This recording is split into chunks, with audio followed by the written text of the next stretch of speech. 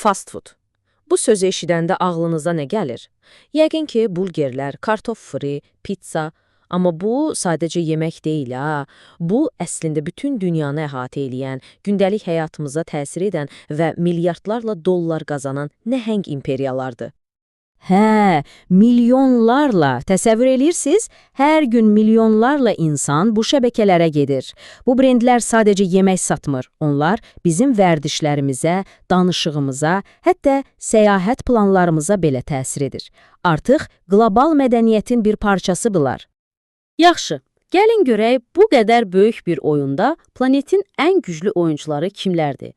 Bugün biz dünyanın ən böyük 10 fast food şirkətini geri sayımla sıralayacağıq. Hazırsınız? Başladıq. Gəlin başlayaq. İlk olaraq siyahının, deyək ki, giriş hissəsinə baxırıq. Yəni, 10-cu yerdən 6-cı yerə qədər və inanın, burada çox maraqlı adlar var. 10-cu yerdən başlayırıq və qarşımıza Chick-fil-A çıxır. Buradakı ən heyrətamiz məqam nədir, bilirsiniz? Baxın, bu şirkət demək olar ki, ancaq Amerikada işləyir. Amma buna baxmayaraq, illik 6 milyard dollardan çox gəlirlə qlobal nəhənglərin arasına girməyi bacarır. Bu, onların öz bazarlarında nə qədər güclü olduğunun əsl sübutudur. İndi gəlin biraz sürətlənək.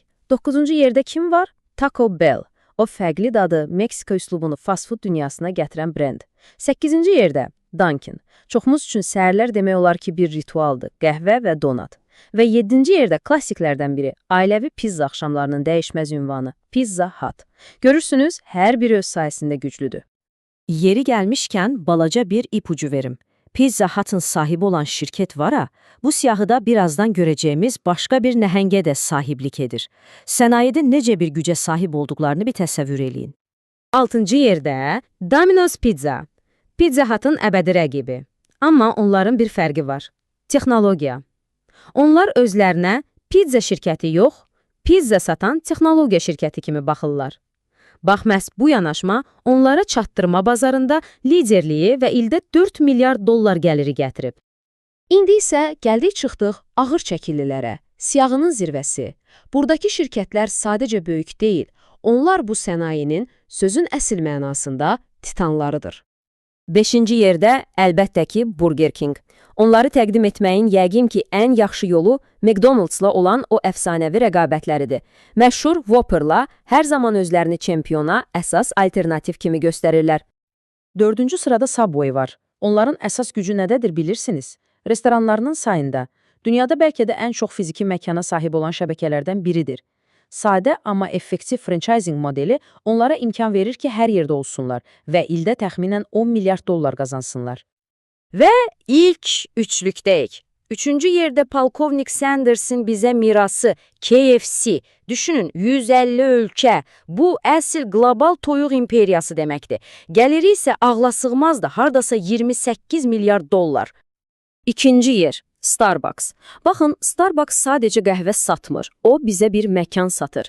Ev və işdən sonra bizim üçün 3-cü bir yer yaradır. Və indi çox vacib bir məqama gəldik. İllik 36 milyard dollarlıq gəlir. Bu, Starbucks'ı bu siyahıda texniki olaraq ən çox pul qazanan şirkət edir. Bir dəqiqə.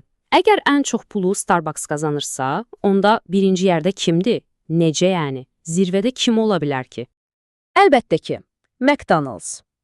100-dən çox ölkədə fəaliyyət göstərən bu nəhəng sadəcə bir brend deyil.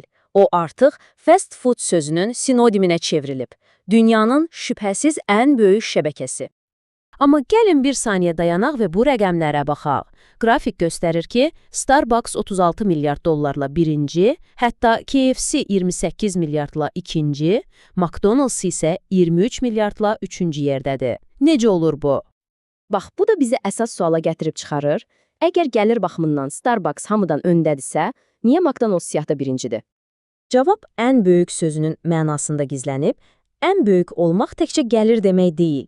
Söhbət həm də qlobal miqyasdan gedir, neçə ölkədə varsan, brendin nə qədər tanınır, mədəniyyətə təsirin nə qədərdir, bütün bunları bir yerə yığanda McDonald's hələ də rəqibsizdir.